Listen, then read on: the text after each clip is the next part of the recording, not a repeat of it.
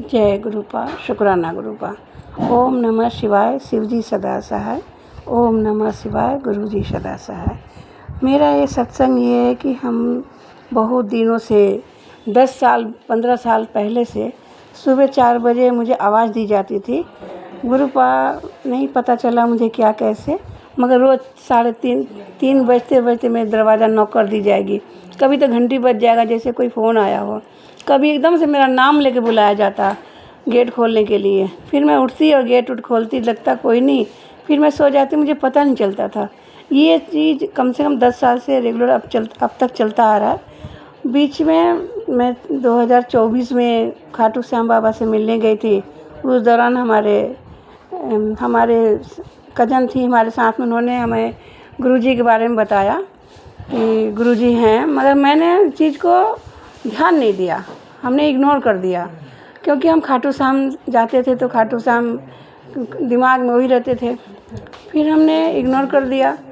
लेकिन कुछ महीने के बाद 2025 में एक कज़न के घर गई तो वहाँ पे गुरुजी का फोटो स्वरूप रखा था और हर तरह से उनकी बातें चल रही थी वहाँ पे।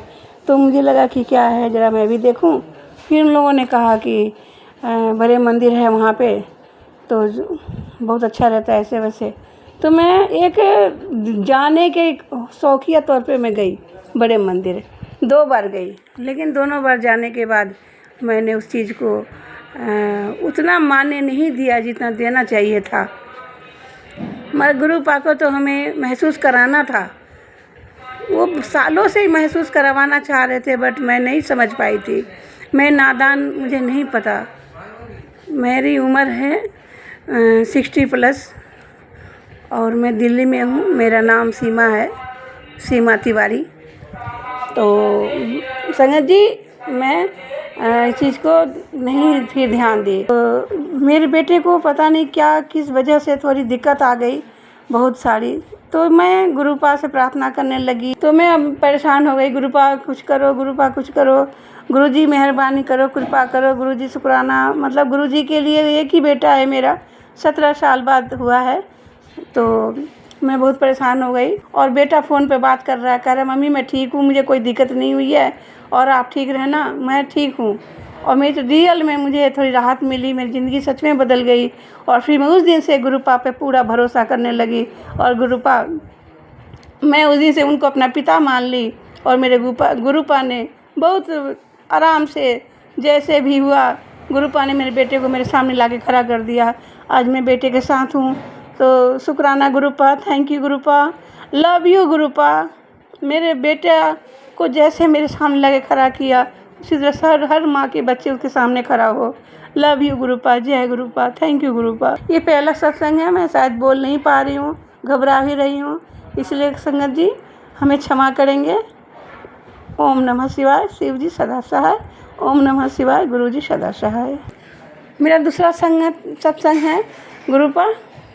मेरे सत्संग शुरू करने से पहले मैं महामंत्र जाप करना चाहूँगी। ओम नमः शिवाय, शिव जी सदा सहाय। ओम नमः शिवाय, गुरु जी सदा सहाय। मैं बेटे की टेंशन लेकर के मैं हार्ट में प्रॉब्लम हो गई थी गुरुपा। संगत जी हमने रिपोर्ट उसकी वो करवाई, टेस्ट करवाया तो हार्ट में लीकेज बताया। तो हमने कहा गुरुपा सब ठीक कर देंगे। फिर हमने अपना जल प्रसाद, गुरुपा मैसेज में आता था जल प्रसाद पियो, तो फिर हमने जल प्रसाद पीने लगी और अब दवाई से ही ठीक हो रहा है धीरे धीरे। सो शुक्रिया Gurupa, thank you Gurupa, thank you thank you thank you. और अब दवाई चल रहा है, ठीक ठाक है। तो मैं जा रही थी हॉस्पिटल, तो मैंने कहा ये गुरुपा मुझे थोड़ा दर्शन दीजिएगा, मुझे महसूस होना है कि मेरे गुरुपा मेरे साथ चल रहे हैं।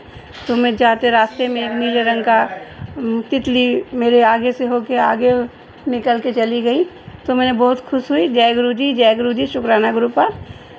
तो फिर रिपोर्ट भी सब ठीक ठाक रहा जैसे भी। तो ये मेरा दूसरा सत्संग है। ओम नमः शिवाय, गुरु जी सदा सहाय। ओम नमः शिवाय, शिव जी सदा सहाय। तो गुरु जी गलतियाँ हो रही हो संगत जी तो माफ़ करेंगे, आगे मैं ध्यान रखूँगी सारी बातों का। ये दूसरा सत्संग है गुरु जी।